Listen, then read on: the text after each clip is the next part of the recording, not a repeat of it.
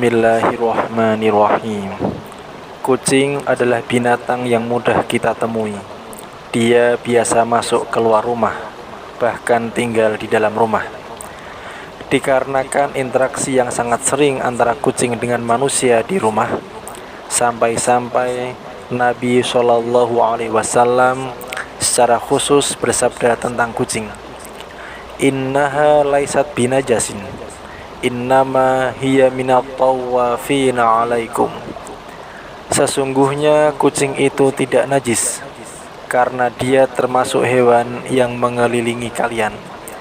Hadis riwayat Imam Abu Dawud dari Sayyidah Aisyah radhiyallahu anha. Dari kecil saya suka kucing.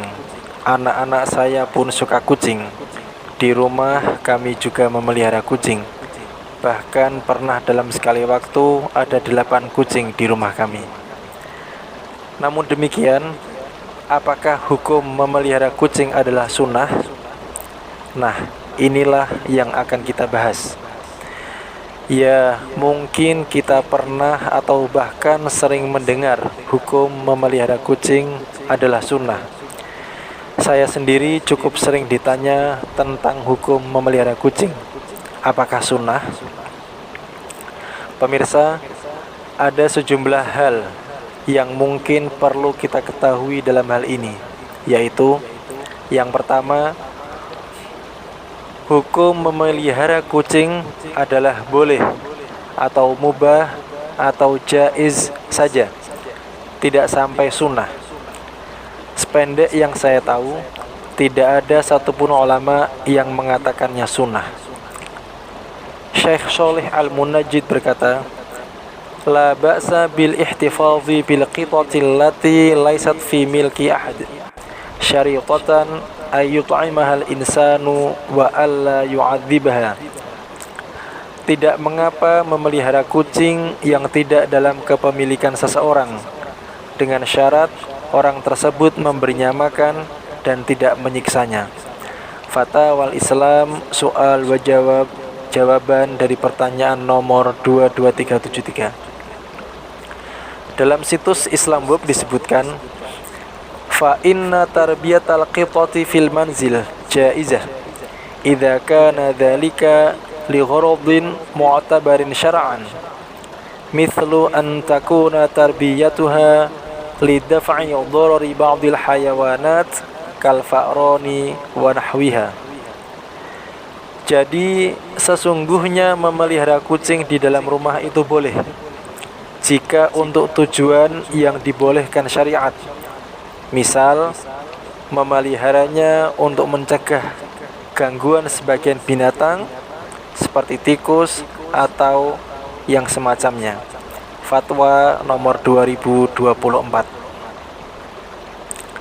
Kedua, benarkah Rasulullah SAW memelihara kucing? Jawab, tidak ada hadis yang menyebutkan demikian. Kalaupun ada yang mengatakannya ada, berarti dia belum tahu atau tidak mengerti hadis atau dia berbohong. Ketiga, benarkah Nabi sayang pada kucing? Jawab, benar. Karena pada dasarnya Nabi SAW, beliau itu sayang kepada semua makhluk Allah, termasuk hewan, dan termasuk diantaranya adalah kucing. Sayyidah Aisyah radhiyallahu anha berkata, "Kana Rasulullah sallallahu alaihi wasallam yamurru bihil hirru fayusghi lahul ina'a fayashrabu minhu fayatawaddau bi fadlih." Pernah ada seekor kucing yang lewat di dekat Rasulullah sallallahu alaihi wasallam. Maka beliau memberikan wadah air kepada kucing tersebut. Lalu si kucing minum di wadah itu. Lalu beliau wudu dari sisa airnya. Hadis riwayat Imam Al-Bazzar dan At-Tabarani dari Aisyah.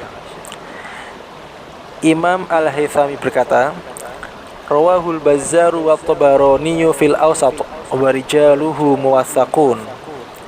Diriwayatkan Al-Bazzar dan At-Tabarani dalam Al-Awsat, rijalnya thiqah. Al-Majma' nomor 1085. Ada sejumlah hadis yang senada dalam hal ini. Catatan: ini adalah kucing yang lewat. Bisa jadi kucing liar, bisa juga kucing peliharaan sebagian sahabat, tetapi yang jelas bukan Nabi yang memeliharanya. Keempat, adakah sahabat yang memelihara kucing? Jawab, ada. Di antaranya yaitu Abu Hurairah radhiyallahu anhu. Abu Hurairah berkisah, kuntu ar'a ghanama ahli wa kanat li Hurairah saghirah fa kuntu ad'uha bil-laili fi syajarah fa idza kana an-naharu dhahabtu biha ma'i fala'ibtu biha fakanawni Aba Hurairah. Dulu aku menggembalakan kambing keluargaku. Waktu itu aku punya kucing kecil. Kalau malam aku taruh di pohon. Kalau siang aku bawa dia pergi. Aku bermain-main dengannya. Lalu mereka menggelariku Abu Hurairah. Hadis riwayat Imam At-Tirmidzi. Ini adalah hadis hasan. Dan kelima, jika hukumnya hanya boleh saja, bukan sunnah, apakah orang yang memelihara kucing mendapatkan pahala? Jawab, iya. Orang yang berbuat baik kepada sesama makhluk Allah, baik kepada manusia, binatang maupun tumbuhan, insya Allah dia mendapatkan pahala. Begitu pula orang yang memelihara kucing, jika dia memenuhi kebutuhan makan minumnya, dia mendapat pahala. Mungkin ada yang bertanya tentang kucing Nabi yang bernama Muizzah atau Mu'izzah. Ini tidak benar. Sama sekali tidak ada hadisnya. Tidak terdapat dalam kitab hadis apapun ataupun kitab sirah apapun. Bahkan hadis palsu tentang si Mu'izzah ini pun tidak ada. Cerita tentang kucing bernama Mu'izzah ini adalah murni dongeng ciptaan orang generasi belakangan yang tidak mengerti besarnya dosa menisbatkan sesuatu kepada Rasulullah Shallallahu Alaihi Wasallam, baik berupa perkataan maupun perbuatan. Intinya, Nabi tidak pernah memelihara kucing dan memberinya nama Mu'izzah atau nama apapun. Barangkali juga ada pertanyaan tentang kisah kucing yang tidur di jubah Rasulullah Shallallahu Alaihi Wasallam.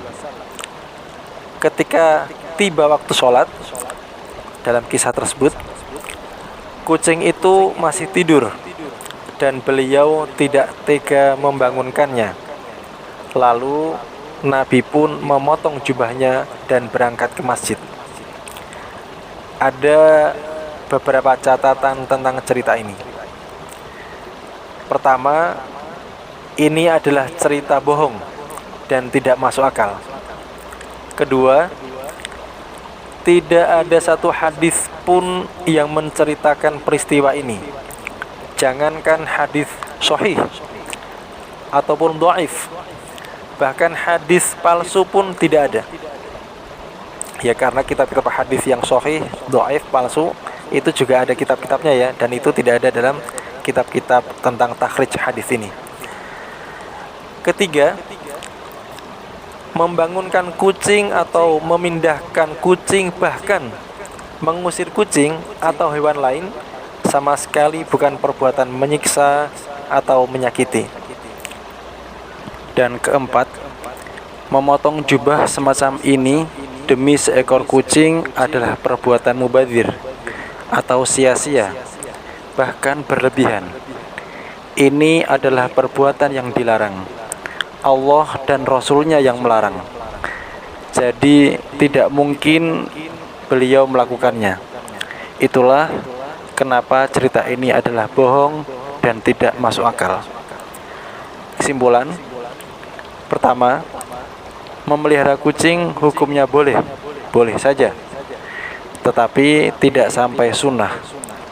Kedua, Nabi memang sayang kucing, tetapi beliau tidak memelihara kucing. Dan ketiga, meski boleh memelihara kucing, namun hendaknya tidak berlebihan dalam merawat atau memperlakukan. Jangan sampai biaya makan dan perawatannya melebihi kebutuhan manusia pada umumnya. Karena di tempat lain banyak orang fakir miskin yang kesulitan mencari makan sekadar untuk bertahan hidup. Wallahu a'lam bishawab.